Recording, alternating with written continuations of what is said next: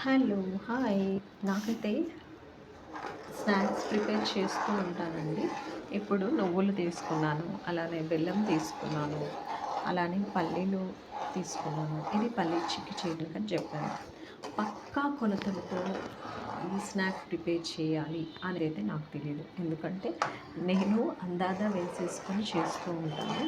కొంతమందయితే నిజంగా 2 కప్పులకి 1 కప్పు అలా చెప్తూ ఉంటారు. బట్ నాకది వింటూ ఉంటేనే నిజంగానా అలా సరిగ్గా వస్తుందా అనే డౌట్‌తో ఉంటాను. బట్ అలా చెప్పేవాళ్ళు కూడా చాలా గ్రేటే. ఓకే. ఇంకా నువ్వుల గురించి చెప్దామనుకుంటున్నా అండి. కొంతమందికి నువ్వులు తింటే పడవు, నిజంగానే వేడి చేస్తుంది. కొంతమందికైతే చాలా చక్కగా తినేస్తారు.